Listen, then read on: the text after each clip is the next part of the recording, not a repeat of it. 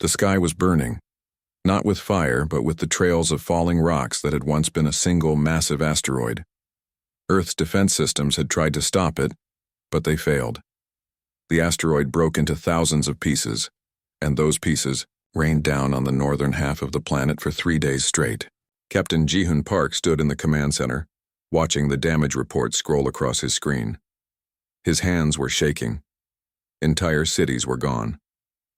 Millions of people were dead. The dust in the atmosphere was blocking the sun. Crops were dying. The temperature was dropping. Earth had maybe 6 months before everyone starved or froze to death. "Sir, we have an unknown contact," a young officer called out. "Multiple ships dropping out of hyperspace." Ji-hoon's heart sank. This was it. Some alien race was coming to finish the job or loot what was left. He ordered all remaining defense platforms to power up their weapons. Earth had nothing left to lose, but the ships that appeared were not warships. They were old, patched-together colony vessels that looked like they might fall apart at any moment. The lead ship sent a message in broken English. "We are Velen. We come in peace. We see you need help.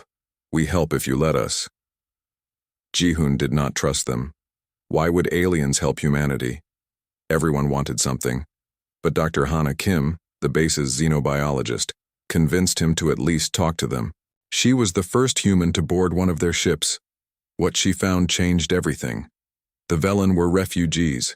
Their own star was dying, and they had left their homeworld with whatever they could carry. They had been traveling through space for 2 years, looking for a new place to live. When they detected Earth's distress signals, their leader, Elder Torin, made a decision. They would help. Elder Torin was old, even by Velen standards. His skin was a pale blue, and his large eyes showed deep sadness. Through translators, he explained their situation to Hana. "We lost our home. We know the pain. We cannot watch another species die when we have the means to help." The Velen brought technology that Earth desperately needed. They had advanced energy shields that could be adapted to create protective domes over surviving cities. They had medical supplies that could treat radiation sickness. Most importantly, they had terraforming equipment that could help clear the dust from the atmosphere and restore the growing season. But there was a problem. The Velen were dying too. Their ships were failing. They had limited food. They needed to land and rest, but they were offering all their resources to Earth first. Ji-hoon argued with Earth's remaining government leaders for hours. "They're giving us everything, and they're asking for nothing. The least we can do is give them sanctuary while they help us." It took time, but humanity accepted. The Velen landed their ships in designated areas. They worked alongside human engineers and scientists. At first, people were afraid. The Velen looked strange with their blue skin, large eyes, and 3-fingered hands. But fear turned to respect, and respect turned to friendship. Hana spent every day with the Velen, learning their language and their ways. She discovered they were a gentle people who valued art, music, and storytelling above all else. They had left behind magnificent cities and beautiful gardens. All they took were their memories and their hope. The work was hard.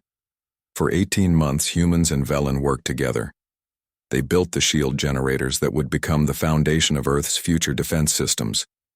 They cleared the atmosphere slowly but surely. They planted new crops using Velen growing techniques. People stopped dying. Cities began to rebuild. Ji-hoon found himself spending time with Elder Torin. The old Velen taught him a game similar to chess, and they played every evening. Through these quiet moments, Ji-hoon learned about Velen culture and philosophy. "We believe that kindness creates echoes," Torin said one evening. "You throw a stone in water and ripples spread. Kindness is the same. It spreads farther than you can see." "But you're using all your resources to help us," Ji-hoon replied. "What about finding your own new home?" Torin smiled, a gesture that looked strange on his alien face but felt warm nonetheless. "We will find it. And we will find it with the knowledge that we did something good. That matters more than arriving sooner." As Earth stabilized, the Velen prepared to leave. They needed to continue their journey to find a suitable planet to colonize. They had identified a promising system in the outer reaches, far from Earth but within their ship's capability to reach. The farewell ceremony was held in the rebuilt Central Plaza of what used to be New York. Thousands of humans gathered to see the Velen off. Many were crying. Children who had made friends with young Velen did not want them to go. Elder Torin stood before the crowd, speaking through translators one last time. "We came to you as strangers. We leave as friends. Your survival is our joy. Build a future worthy of the sacrifice so many made.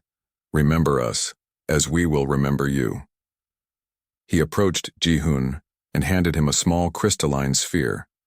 It was beautiful, glowing with a soft internal light. "This contains the coordinates of where we hope to settle," Torin explained. "It also contains our history, our culture, our music. Should you ever have the means, remember us. Come find us. We would like to show you our new home someday." Ji-hoon took the sphere with both hands. "I promise," he said. "Humanity will not forget what you did for us."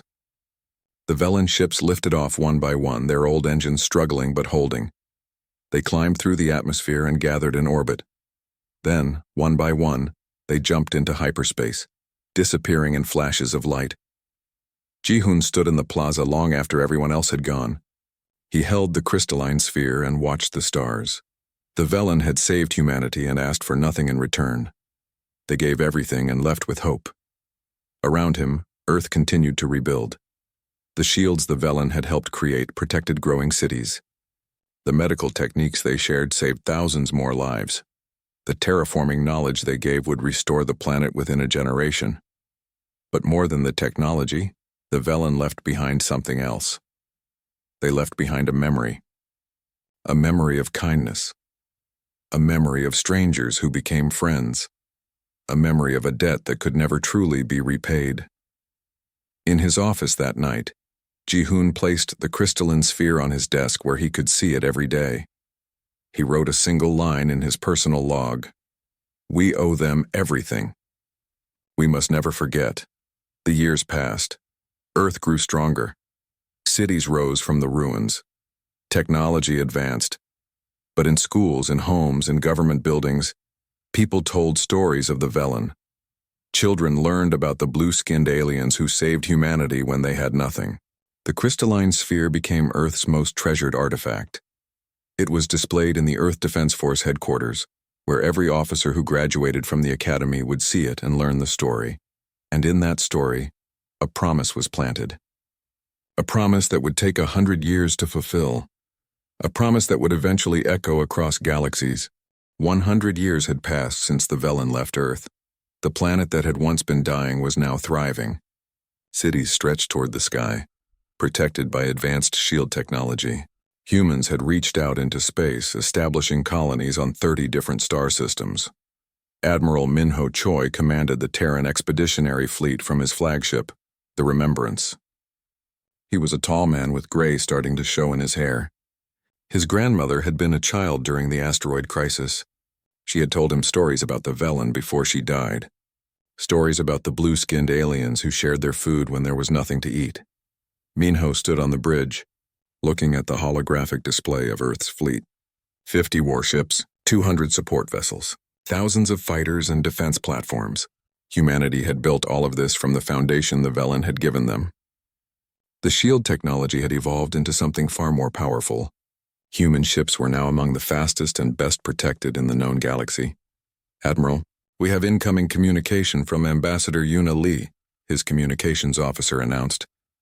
Yuna appeared on the screen. She was Earth's chief diplomat, currently stationed at the Galactic Council headquarters. The Council was a loose group of advanced alien civilizations that worked together for trade and mutual defense.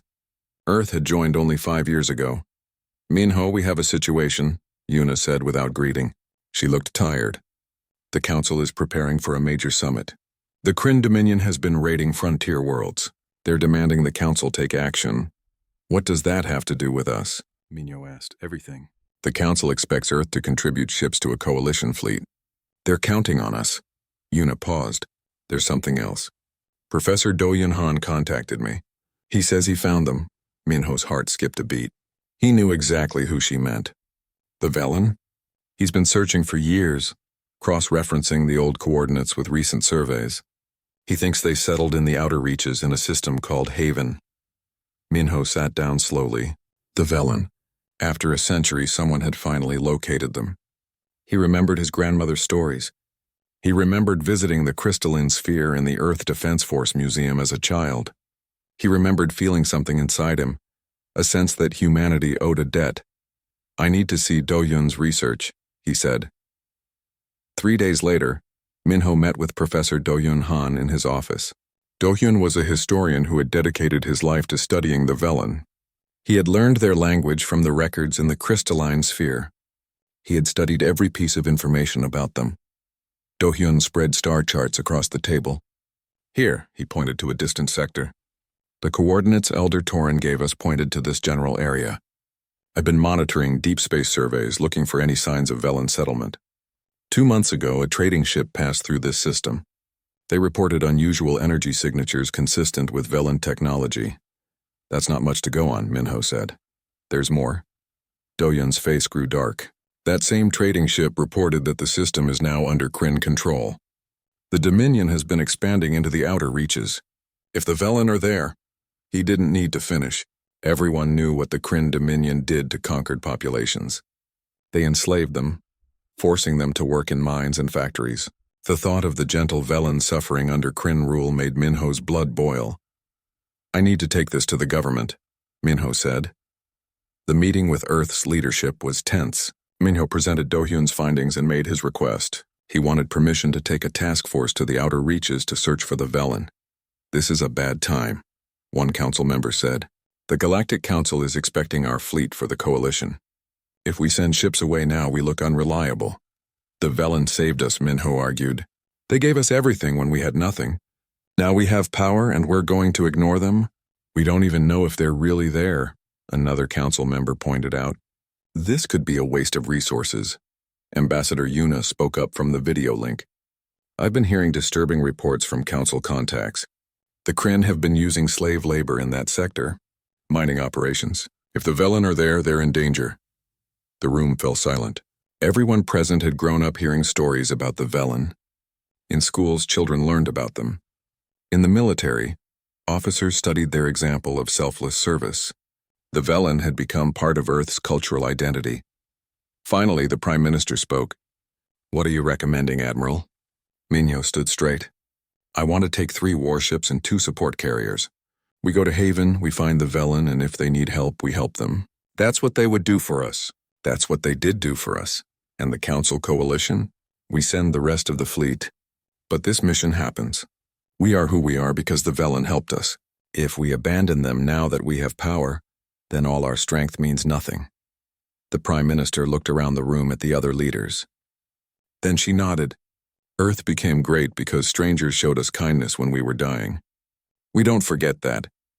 "Authorization granted, Admiral. Bring them home if you can," Minho saluted. "Yes, ma'am." The news spread quickly across Earth. The Terran relief expedition was launching.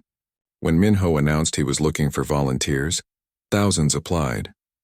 He chose the best and the most dedicated. Dr. Suji Nam, a specialist in humanitarian operations, would lead the rescue efforts. Commander Taiyang Shin, a brilliant tactical officer, would handle military operations. One pilot caught Minho's attention. Captain Jiwan Song was young, barely 25, but she was one of the best fighter pilots in the fleet. During her interview, Minho asked her why she volunteered. "My parents told me stories about the Velen every night when I was little," she said. "They said the Velen shared their food with humans even though they were hungry too. They said the Velen worked until they were exhausted to save people they had never met before. I grew up wanting to be like them." She met his eyes. "When I heard we found them, I knew I had to go. It's time to show them that humans remember." Minho approved her application immediately. The fleet prepared to launch. 3 warships, the Remembrance, the Gratitude, and the Promise. 2 carriers, the Elder Torin and the Haven's Hope. 5 ships against whatever they might find. On the day of departure, a crowd gathered at the orbital shipyard to see them off. Do-Hyun came aboard the Remembrance at the last minute, carrying the crystalline sphere that Elder Torin had given Jihan Park a century ago. "This should go with you," he said, handing it to Minho. "When you find them, give it back. Tell them we kept it safe. Tell them we remembered. Minho took the sphere carefully. It still glowed with that soft internal light. Inside was the history and culture of an entire species. I will. As the fleet undocked and began moving away from Earth, Minho stood on the bridge holding the sphere. His crew was ready. His ships were the most advanced Earth had ever built. But he knew this mission was about more than military power. This was about proving that humanity had learned the right lessons from the Velen. This was about showing the galaxy that Earth valued loyalty and gratitude more than politics and profit. The fleet aligned for the jump to hyperspace. The stars stretched into lines of light and they were off, racing across the galaxy toward a promise made 100 years ago. The journey to the outer reaches took 6 weeks. Every day, Minho reviewed what little information they had about the Haven system. Every night he looked at the crystalline sphere and wondered what they would find.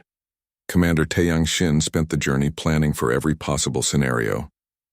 We need to be ready for anything, he told Minho during one of their meetings. If the Kryn are really there, they won't just let us walk in and take people. Dr. Suji Nam prepared her medical teams and set up processing centers in both carriers. If we find survivors, they may be in bad shape. We need to be ready to treat injuries, malnutrition, disease. We need to be ready for trauma. Captain Ji-won Song drilled her fighter pilots relentlessly. We're going into unknown territory, she told her squadron. We need to be sharp. We need to be ready to protect the carriers at all costs. When they finally dropped out of hyperspace at the edge of the Haven system, everyone held their breath. The main view screen showed a yellow sun with several planets. Long-range sensors immediately detected artificial structures on the third planet. That's it, Do-hyun said excitedly, pointing at the readings. That energy signature matches Velen technology. They're here. But the sensors showed more than that. Orbital platforms, industrial complexes, strip mines, and ships. Kryn ships patrolling the system. Looks like the reports were accurate, Taeyang said grimly. The Dominion controls this system. Before they could scan further, an alarm blared. 3 Kryn patrol ships were approaching fast. A message came through in the harsh, guttural language of the Dominion. This is Kryn territory. You are trespassing. Identify yourselves or be destroyed. Minho opened a channel. This is Admiral Minho Choi of the Terran Expeditionary Fleet. We are here on a humanitarian mission. There are no humans authorized in this sector. Depart immediately. We're looking for the Velen people who settled here. We have reason to believe they need assistance. There was a long pause. Then the Kryn commander responded, his tone cold. There are no free Velen here. All Velen in this system are property of the Dominion. This is your final warning. Leave now. Property. The word made Minho's hands clench into fists. He looked at Taeyang, who nodded. They had discussed this possibility. Negative, Minho said. We're not leaving without the Velen. Then you will be destroyed. The Kryn ships opened fire. But they were old patrol vessels. No match for Earth's advanced warships. The Remembrance's shields absorbed the hits easily. Ji-won's fighters launched and disabled all 3 ships within minutes. The superior speed and firepower of human technology overwhelmed the Kryn before they knew what hit them, but one of the patrol ships managed to send a distress signal before it was disabled. We've got maybe 2 days, Taeyang said, checking tactical displays. That signal will bring a Kryn battle group. We need to move fast. Minho ordered the fleet to Haven immediately. As they approached the planet, the full horror of what the Kryn had done became clear. Beautiful valleys had been torn up by strip mining. Forests had been cleared for industrial complexes. And in several locations, sensors detected large concentrations of Velen life signs clustered in what could only be described as labor camps. Get us down there, Minho ordered. Suji, prepare your teams. Taeyang, establish a defensive perimeter. Ji-won, air superiority is yours. I want every Kryn soldier on this planet to know we're here. The human ships descended through the atmosphere. Kryn ground forces were caught completely off guard. They had never expected anyone to challenge them, especially not here in the remote outer reaches. Ji-won's fighters strafed their positions while dropships landed near the largest camp. Minho led the first team into the camp himself. What he saw made him want to cry. The Velen were living in terrible conditions. Crude shelters barely protected them from the elements. They were thin, weak, wearing rags. Their beautiful blue skin looked pale and sick. Guards ran when the humans arrived. The Velen just stared, not understanding what was happening. Then one Velen, younger than the others, stepped forward. She was small and looked malnourished, but her large eyes were bright with intelligence. She spoke in broken English. "You are human?" "Yes," Minho said gently. "We're from Earth. We came to find you." The young Velen's eyes filled with tears. "Great-grandfather Torin, he said you would come. But it has been so long. We thought you forgot."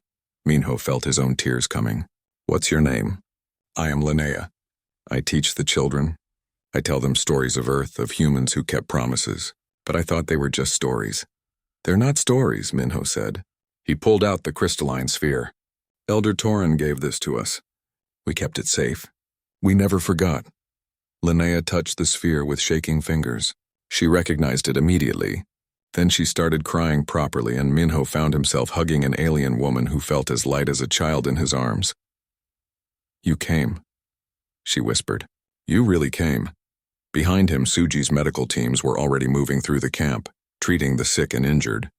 The Velen were confused, scared, but as word spread that humans had come to help them, they began to emerge from their shelters. "How many of you are here?" Minho asked Linnea. 15,000 in this camp, maybe 500 in the other camps. We were 50,000 when we arrived at Haven, but the Kryn worked us hard. Many died, many gave up. 15,000 from 50,000. The number made Minho sick. The gentle Velen who had saved humanity had been enslaved and worked to death for a century. "We're taking you home," he said firmly. "All of you. We have carriers in orbit that can hold everyone. But the Kryn, we'll handle the Kryn. You just need to get your people ready to leave." Linnea nodded. She turned to the other Velen and began speaking in their musical language. The reaction was immediate. Some Velen cried. Others smiled for the first time in years. Children who had been born in the camps and never known freedom looked up at the human soldiers with wonder. But there was a problem. The Velen were weak. Many were too sick to travel quickly. Suji estimated it would take at least 30 hours to safely evacuate everyone and get them to the carriers in orbit. "We don't have 30 hours, Taeyang said over the radio. "My sensors are picking up hyperspace signatures at the system's edge. The Kryn battle group will be here in less than 2 days." Minho made his decision quickly. "We hold the line. We don't leave anyone behind." "Sir," Taeyang said carefully, "our tactical assessment shows we're outnumbered 4-1. Those are bad odds." "The Velen stood with us when we had nothing," Minho replied. "Now we stand with them. Start preparing your defenses, Commander. Make every minute count." As human soldiers helped weak Velen board transport ships, Minho watched Linnea organize her people. She refused to leave the planet until everyone else was safe. She moved through the camp, comforting children, helping elders, directing younger Velen. "You're a leader," Minho observed. "Someone had to be," Linnea said. "When hope was dying, someone had to keep it alive. I told them stories of Earth. I told them humans were good. I told them you would remember us someday. And I was right." She smiled at him, and in that moment Minho understood why the Velen had helped Earth a century ago. Because some things were more important than survival. Things like kindness, loyalty, and faith in others. The evacuation began. Transport ships ferried Velen from the surface to the carriers in orbit. Human medical teams worked around the clock. But time was running out, and everyone knew it. The Kryn were coming. The Kryn battle group arrived exactly when Taeyang predicted. 17 warships dropped out of hyperspace at the edge of the Haven system.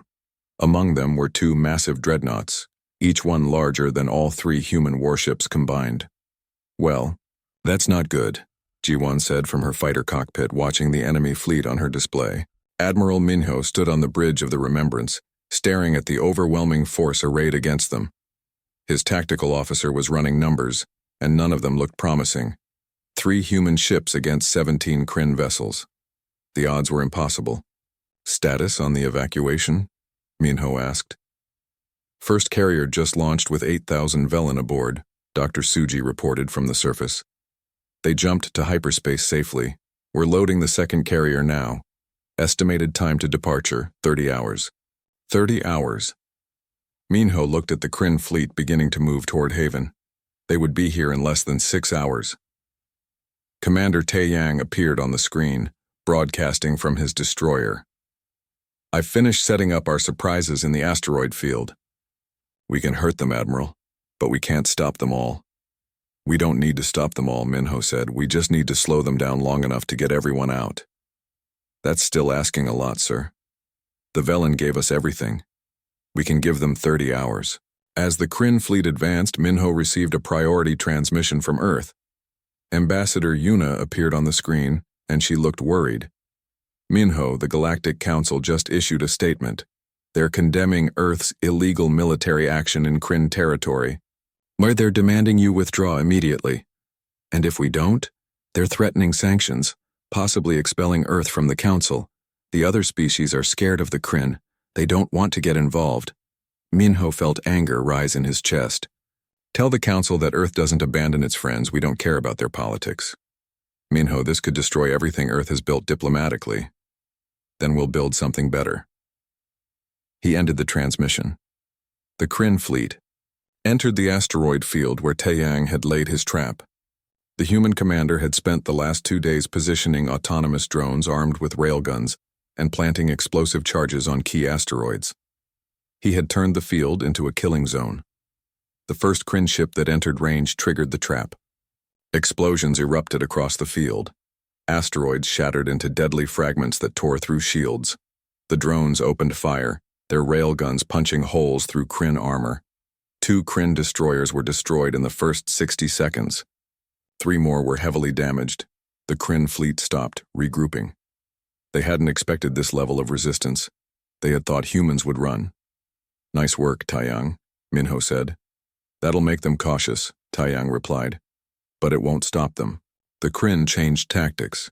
Instead of charging through the field, they began carefully clearing it, destroying the drones and sweeping for mines.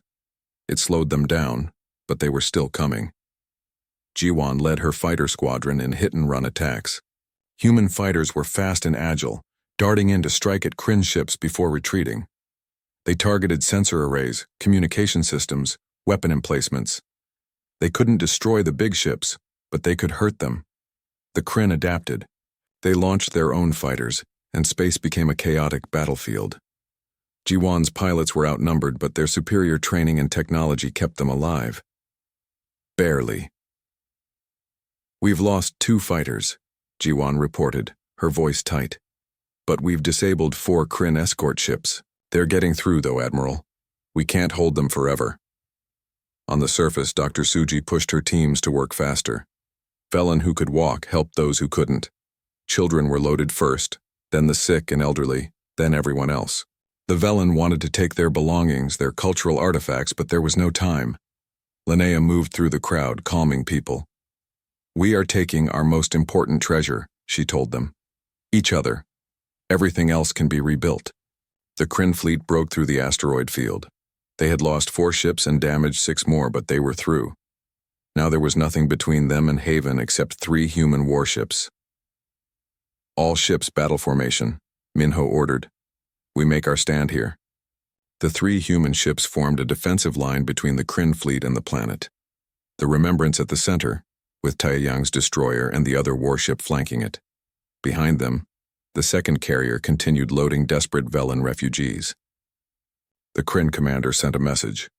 Humans, you have fought bravely, but you must see this as hopeless. Surrender now, and we will let you leave with your lives. Minho opened a response on all channels, including the emergency diplomatic frequency that broadcast to the entire Galactic Council. This is Admiral Minho Choi. 100 years ago, the Velen saved Earth when we were dying. They gave us everything and asked for nothing. We will not abandon them. We will not surrender. If the Galactic Council can't understand that loyalty matters more than politics, then we don't belong in their council anyway. His words echoed across space, received by countless listening posts and relay stations. On Earth, billions of people watched. On the Council homeworlds, ambassadors listened. The message was clear. Humanity would rather fight impossible odds than betray those who had helped them. The battle began. The Kryn dreadnoughts opened fire with massive energy cannons. The Remembrance's shields lit up, absorbing hit after hit. Minho ordered return fire. Human weapons were more accurate, more powerful. They punched through Kryn shields and carved burning holes in their hulls. But the numbers were overwhelming. Taeyang's destroyer took heavy damage, its engines failing. The crew evacuated to the remaining ships. One of the human warships lost shields and started taking direct hits. Hull breaches erupted across its surface.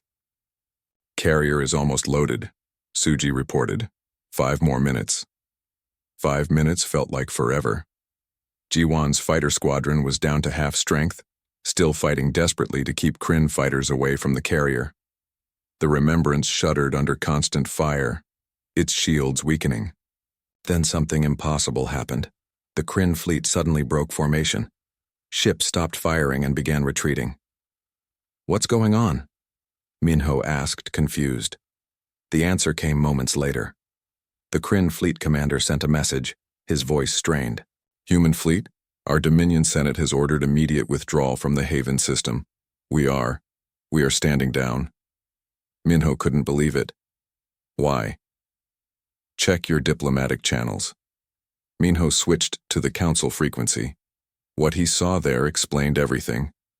Ambassador Yuna had executed a masterstroke.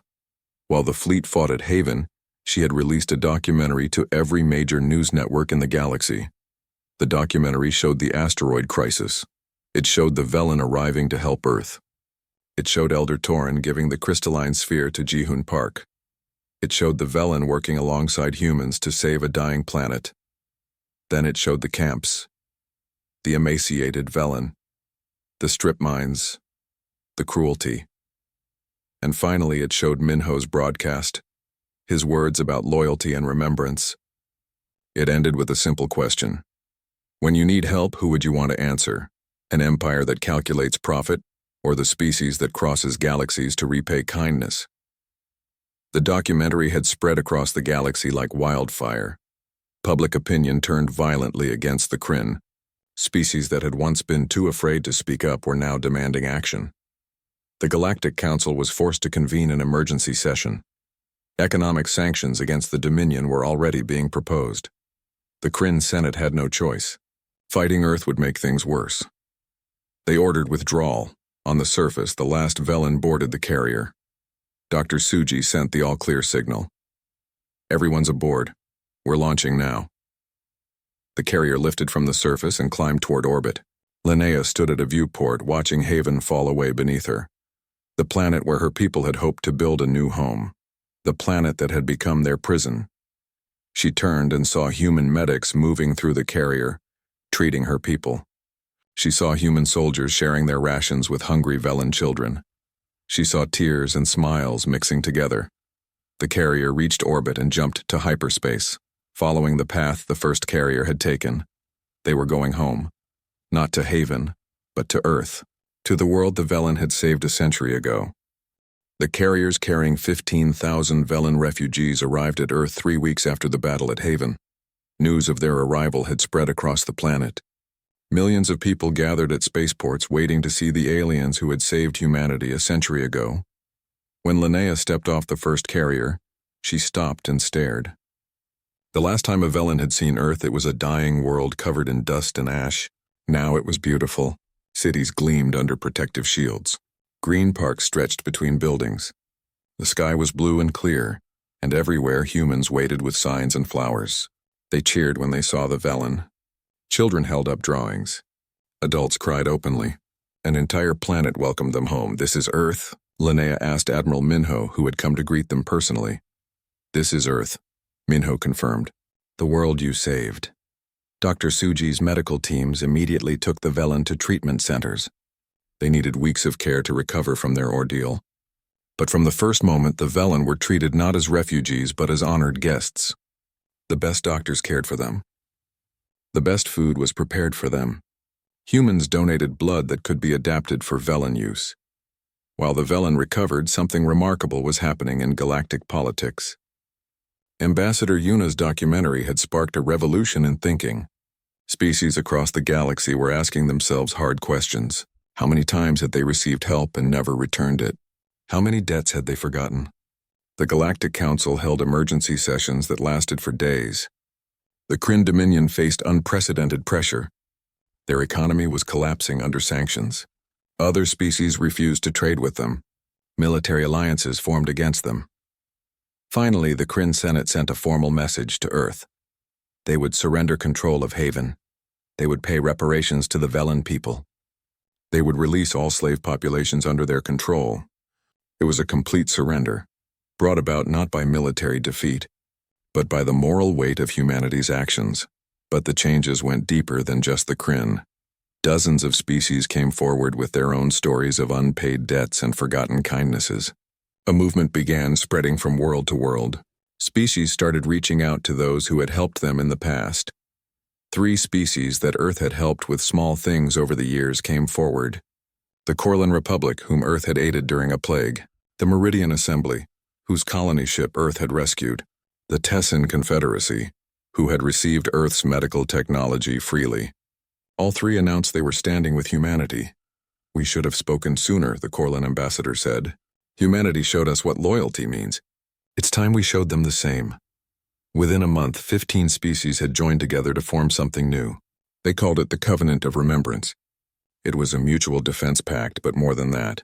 It was a promise to never forget those who helped you, to honor debts and keep promises, even when it was difficult. Earth's government offered the Velen several worlds to choose from for resettlement. Beautiful planets in protected space with everything they would need. But the decision of where to settle was theirs alone.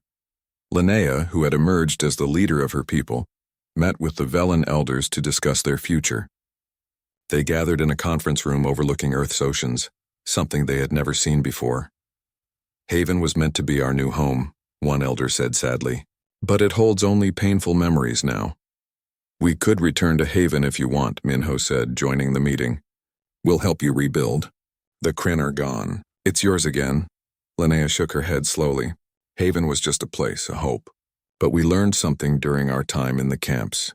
Home is not where you are. Home is who stands with you." She looked at Minho, then out at Earth.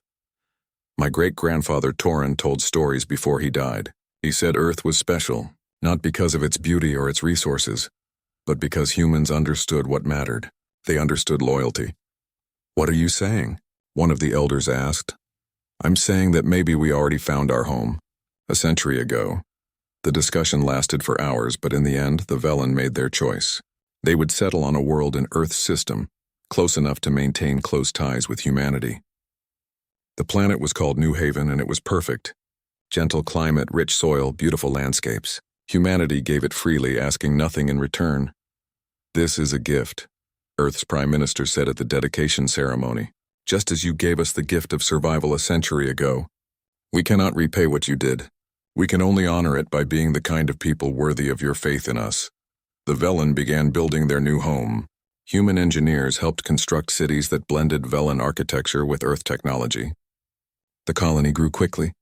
Children who had been born in Kryn labor camps played in safe parks. Adults who had worked in mines now worked in gardens and schools and art studios. But the story didn't end there. The Covenant of Remembrance grew. Within a year, 30 species had joined. Within 5 years, over 100. Species that had been enemies for centuries found common ground in the simple idea that kindness should be remembered and returned. The Galactic Council itself changed. Species that valued profit over principles found themselves isolated. New leadership emerged, built on the foundation of mutual support and loyalty. The entire political structure of the galaxy shifted. One day, 50 years after the rescue at Haven, an old Admiral Minho visited New Haven. He was elderly now, walking with a cane, but his mind was still sharp. He had retired from the military decades ago, but he still felt a connection to the Velen. Linnea met him at the spaceport. She too was older, her blue skin showing the silver marks of Velen aging, but her eyes were still bright. "Thank you for coming," she said, embracing him carefully. "I wanted to see the monument they told me about," Minho said. She led him through a beautiful city filled with Velen and humans living and working together. Children of both species played together in the streets. Shops sold goods from a dozen different worlds. It was everything Elder Torin had dreamed of a century and a half ago. At the center of the city stood a massive monument. 2 figures, one human and one Velen, reaching toward each other across a field of stars. The figures were sculpted from crystal that glowed with internal light, just like the sphere Elder Torin had given to Jihun Park so long ago. The inscription was written in both human languages and Velen script. We don't forsake those who stood with us, and our gratitude echoes across galaxies. Minho stood before the monument for a long time, tears running down his weathered face. Around him, young Velen children played. They spoke a mixture of Velen and human languages. They would grow up in a galaxy changed by a simple act of remembrance. Your great-grandfather would be proud, Minho said finally. Of me? Linnea asked. Of all of us. He believed that kindness creates echoes. He was right. The kindness the Velen showed Earth echoed across a century. The kindness Earth showed you echoed across the galaxy. And now look at what we've built together. Linnea smiled. He used to say that the measure of a civilization is not its weapons or its wealth. It's how it treats those who can offer nothing in return. Humanity learned that lesson from you, Minho said, and now we're teaching it to others. They stood together in comfortable silence, watching Velen and human children play around the monument. The children didn't see aliens when they looked at each other. They just saw friends. That night, Minho attended a celebration at the Velen Cultural Center. There was music and dancing. Velen elders told stories of their history, including the story of Earth and the asteroid crisis. Human children listened with wide eyes, hearing for the 1,000th time about the blue-skinned aliens who saved their world. At the end of the evening, a young Velen boy approached Minho. He couldn't have been more than 7 years old. "Excuse me, sir," the boy said in perfect English. "Are you really the admiral who saved my grandparents?" Minho smiled and knelt down with difficulty. "I helped, but your ancestors saved us first. We just returned the favor. My teacher says that's what makes humans special. You remember your debts. That's what makes everyone special," Minho corrected gently. "Velen, human, or any of the 100 species in the Covenant. We remember. We honor our promises. We stand with those who stood with us." The boy thought about this. "When I grow up, I want to be like that too." "Then you will be," Minho said, "and the echoes will continue." Minho left New Haven the next day. As his ship climbed away from the planet, he looked back at the world the Velen had built. A world made possible by kindness that refused to be forgotten. He pulled out a small object from his pocket. It was the crystalline sphere returned to him by Linnea. "You should keep it," she had said. "Pass it to the next generation. Let them remember what we built together." The sphere glowed softly in his hand. Inside it was more than Velen history now. It contained a new story. The story of how humanity learned the most important lesson of all. That gratitude, loyalty, and remembrance were more powerful than any weapon. That kindness could reshape galaxies. That the strongest bonds were forged not in times of strength, but in moments of desperate need when someone chose to help anyway. As Earth appeared in the viewport, growing larger as his ship approached home, Admiral Minho Choi smiled.